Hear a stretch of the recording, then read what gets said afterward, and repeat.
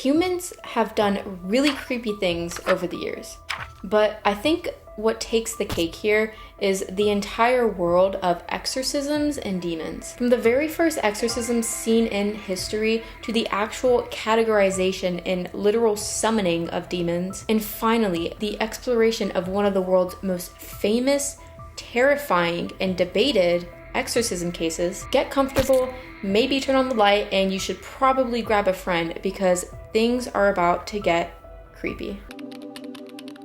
Mesopotamia, the land between two rivers, the cradle of civilization itself, and actually the very first place to have documented exorcisms. So in as early as the 3rd millennium BC, which believe it or not is actually over 5,000 years ago, there was a small group, but very important group of members known as ashipu. So these individuals, among their duties is they would visit sick people's houses and try to predict whether they would live or die. But most especially, they were practitioners of what is known as the good and opposite of dark magic, which is white magic.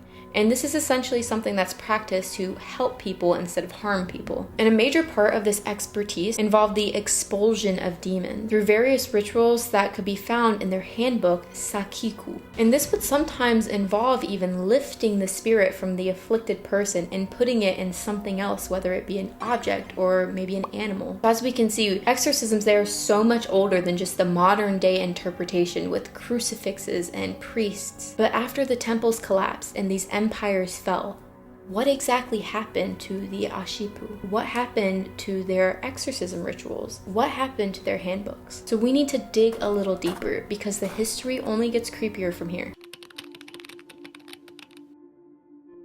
Alright, so for those that don't know yet, Christianity stems from Judaism, and this is because Christianity is supposed to be the fulfillment of prophecies laid out in Judaism.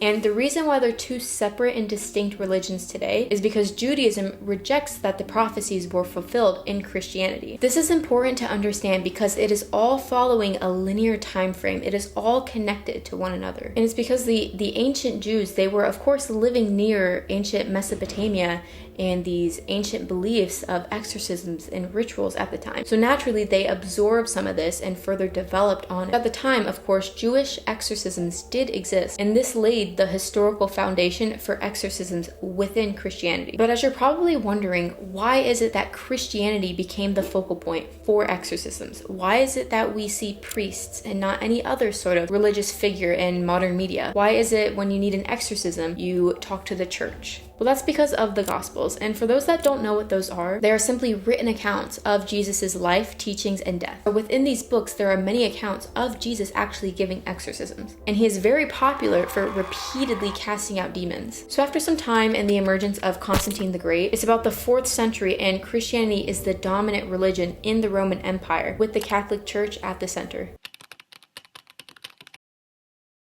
Okay, so this is where the rabbit hole gets deeper and things get weird. This is where we ask the question, demons have existed in Christianity. Jesus talks about demons, the church fathers talk about demons. So why is it that the medieval period just feels different? It's very clear that there was some shift in the narrative and demons became less of a fear in the back of people's head and more of a daily reality. Christian Europe, they started to believe that demons were the cause of every bad thing.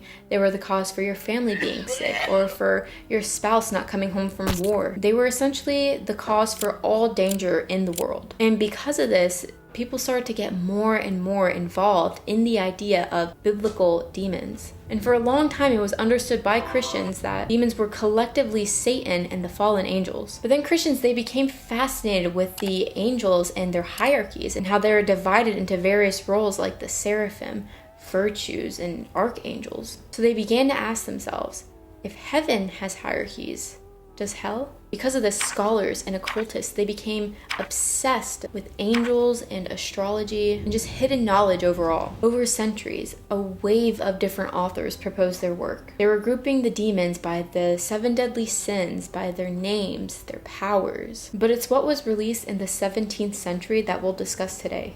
And it's called The Lesser Key of Solomon. And basically, this is a collection of 5 different books, but the first one, and I would argue one of the most important ones, is the focus. So this first book is called Ars Goetia. Now what could possibly be in this book? Well, if you know anything about Latin, then the term Goetia would point to the reasoning.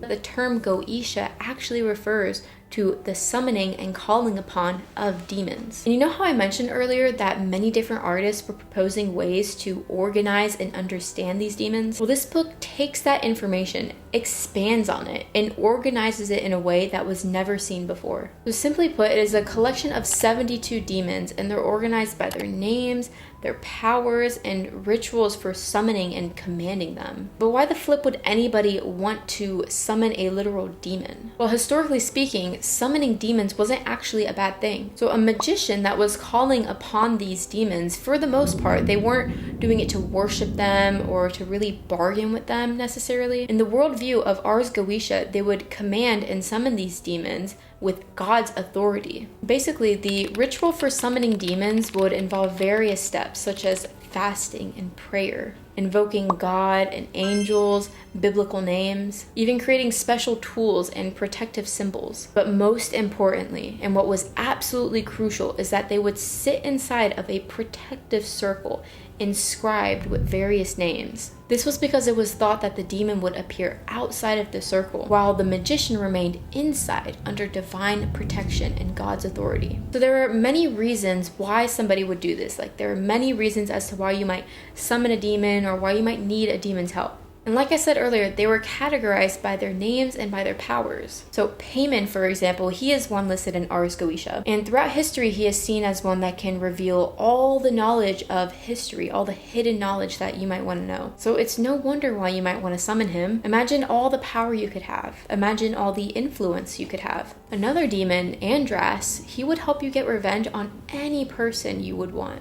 He would even help you kill somebody. And though they seem to offer a lot to the summoner, it is probably not a good idea to fall for their tricks, because I'm sure most people understand about demons is that everything they offer you comes with a price. Paimon is extremely hostile towards humans, and he maliciously inflicts severe psychological, physical, and mental torture on his victims. And Andras, according to Ars Goetia, Andras is one of the worst of them all. And that's because he's the most violent and the most dangerous. It's said that the summoner and any attendants must stay within the magic circle. And no matter how many times Andras tempts them to leave it, they cannot fall for his tricks. This is because the slightest mistake in the ritual, even the smallest slip up, and he will kill you and anybody with you. And not only that, but it's said that he will actually use your own rage against you. He will make you kill the people you love most of all. Notice the goals of summoning these creatures. They were for things like revenge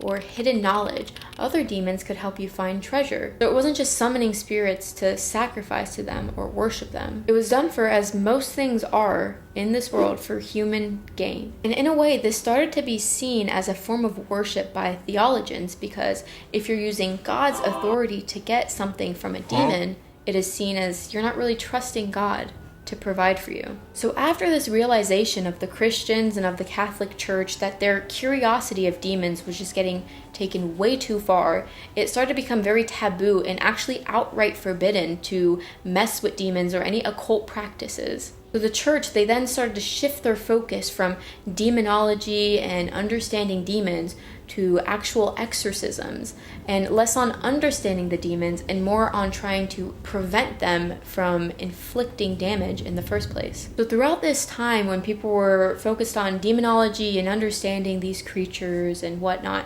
there were still exorcisms going on all throughout the world. They were just less disciplined, less organized, but this actually changed. So the first standardization for exorcisms was presented by Pope Paul V in 1614, and this was called Rituale Romanum. And this was the golden handbook for 400 years.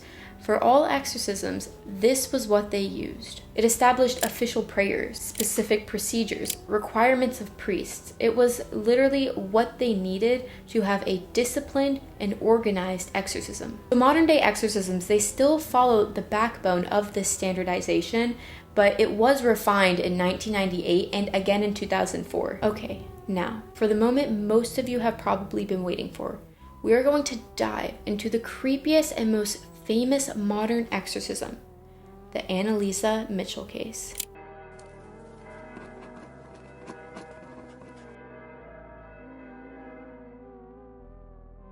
ANNELIESE MICHEL was a devout Catholic woman born in 1952, Germany. In her teens, she started experiencing various medical issues such as hallucination, depression, even seizures. Now obviously this seems like epilepsy, and the doctors thought so too. So they diagnosed her, prescribed her medication, and that was that.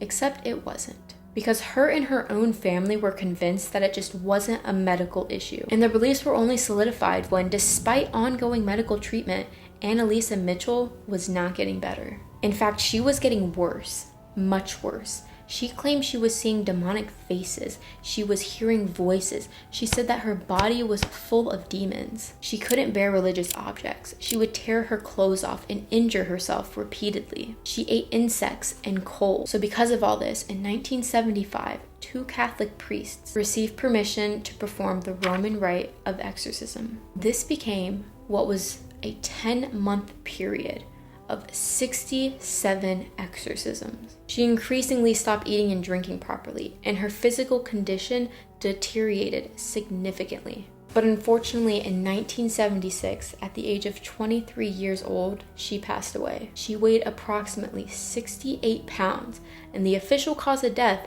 was malnutrition and dehydration. In the end, her parents and the 2 Catholic priests, they were actually convicted of negligent homicide. However, they did receive suspended sentences, which basically means that they won't go to prison as long as they don't do any more bad stuff. But why is this case so famous? What is it about ANNELIESE MICHEL that makes this case so heavily debated? Well, for starters, it was the inspiration for the movie, The Exorcism of Emily Rose, which I absolutely highly recommend.